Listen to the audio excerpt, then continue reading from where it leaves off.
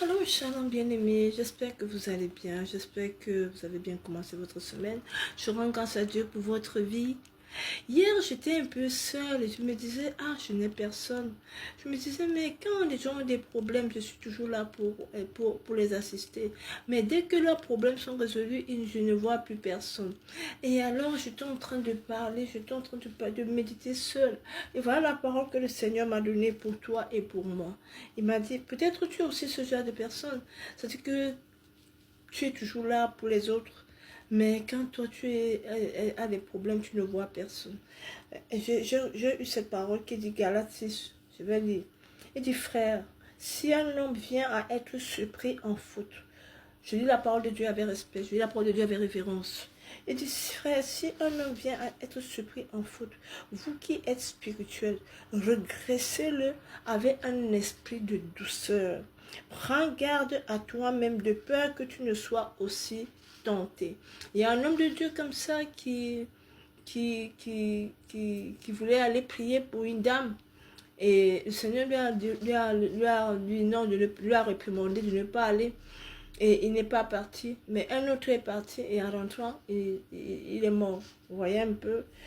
Donc, nous devons écouter Dieu. Nous ne devons pas marcher selon notre chair. Avec que marcher selon l'esprit et vous n'accomplirez pas les désirs de notre chair. La chair veut que nous puissions faire certaines choses. Mais l'esprit ne veut pas que nous puissions le faire. Ça veut dire que l'esprit te convaincra du péché. Et tu portez les fardeaux des uns des autres et vous accomplirez ainsi la loi de Christ. Si quelqu'un pense être quelque chose, quoi qu'il ne soit rien, il s'abuse lui-même. Que chacun examine ses propres œuvres et alors il aura sujet de se glorifier pour lui seul et non par rapport à autrui. Car chacun portera sa propre charge. Que celui à qui l'on enseigne la parole fasse part de tous ses biens à celui qui l'enseigne. Ne vous y trompez pas. On ne se moque pas de Dieu. Ce qu'un homme aura semé, il le moissonnera aussi. Celui qui sème pour sa chair, moissonnera de la chair la corruption. Mais celui qui sème pour l'esprit, moissonnera de l'esprit la vie éternelle. Ne nous lassons pas de faire le bien, car nous moissonnerons au temps convenable si nous ne nous relâchons pas. Voilà la parole que j'ai reçue. Ne nous lassons pas de faire du bien, car nous moissonnerons au temps convenable si nous ne nous relâchons pas. Donc la Bible, Dieu nous interpelle à toujours faire du bien.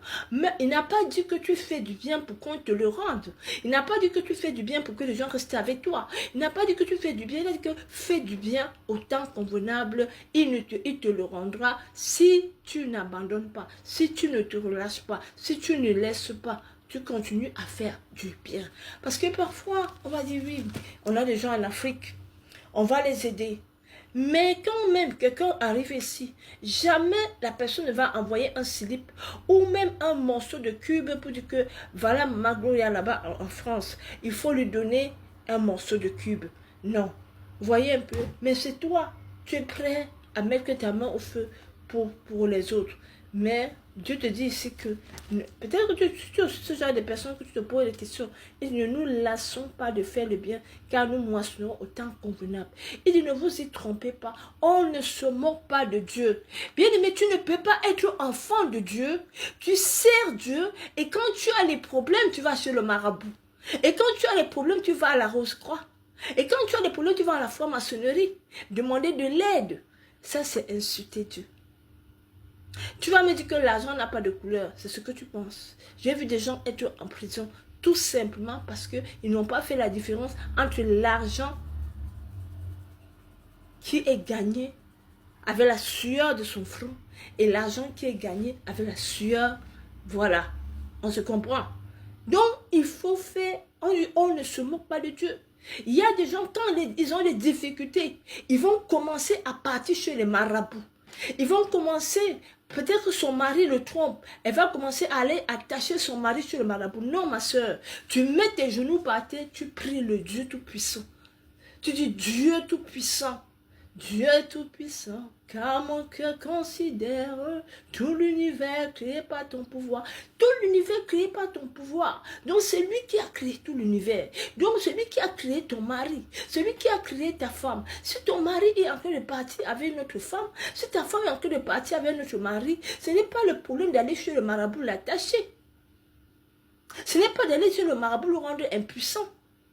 Ce que tu payeras, la Bible que tout ce que on moissonne, tout ce qu'on sème pour sa chair, on va moissonner. Dit, celui qui dit, ce qu'un homme aura semé, il moissonnera aussi.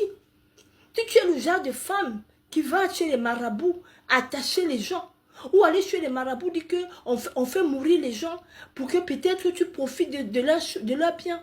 Ou bien parce que ton ami s'est marié, tu vas chez le marabout lui faire du mal. Comme une petite scène que j'ai vue hier. C'était une fille qui devait se marier. Sa copine, ma fiancée, elle est où et tout, ma fiancée, elle est où, elle est où, elle est où. Sa copine qui devait se marier avait mis 2 jus. Elle est venue, elle a mis le poison dans le jus. Ah, ma fiancée, t'es où, t'es où, t'es où, t'es où. Heureusement, elle était cachée derrière la porte, elle a vu comment on a mis le poison. Elle a rechangé les verres. Quand sa fiancée lève, oh, t'étais là, wow, bois, bois, bois. Elle croyait qu'elle était en train d'empoisonner celle qui devait se marier, alors que c'est elle-même qu'elle était en train de mourir. Vous voyez un peu? Donc, que celui qui sème, ce qu'un homme aura semé, il moissonnera. Donc, laissons les gens faire ce qu'ils sont en train de faire. S'ils sont en train de semer du bien, ils sont en train de semer du mal, Dieu dit que ce qu'un homme aura semé, il le moissonnera aussi. Ce qu'un homme aura semé, il le moissonnera aussi. Est-ce que vous me comprenez? Ce qu'un homme aura semé, il le moissonnera. Qu'est-ce que tu es en train de semer dans la vie, dans ta propre vie et dans la vie des autres?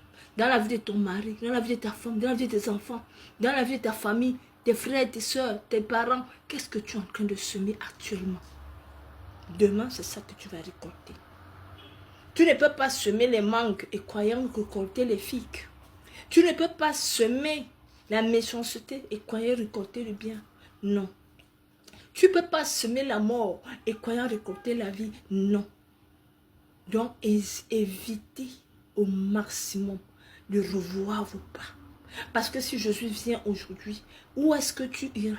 La Bible dit, à quoi ça me sert de gagner le monde entier si je perds mon âme? À quoi ça me sert de gagner de l'argent si je perds mon âme? À quoi ça me sert de gagner le pouvoir si je perds mon âme? À quoi ça me sert de gagner des biens de ce monde si je perds mon âme? À quoi ça me sert d'être le milliardaire si je perds mon âme? À quoi ça me sert d'être millionnaire si je perds mon âme? Pensez-y et répentez-vous avant qu'il ne soit trop tard. Pensez-y et confessez-vous avant qu'il ne soit trop tard. Parce que Jésus-Christ est vivant. Jésus-Christ est réel. Jésus-Christ est palpable. Il vit à jamais. On dit qu'il est mort, il est ressuscité. Il est réellement mort, il est ressuscité. Le tombeau est vide. Il est assis à la droite du Père. Il a dit que votre cœur ne se trouble pas. Pourquoi est-ce que ton cœur se trouble? Pourquoi est-ce que tu t'en vas chez les marabouts? Pourquoi est-ce que tu t'en vas chez les marabouts? Pourquoi tu fréquentes les marabouts alors que tu es chrétienne? Pourquoi tu peux mettre tes genoux par terre et lever tes mains au ciel et parler à ton Dieu? Pourquoi tu penses que les marabouts vont résoudre ton problème?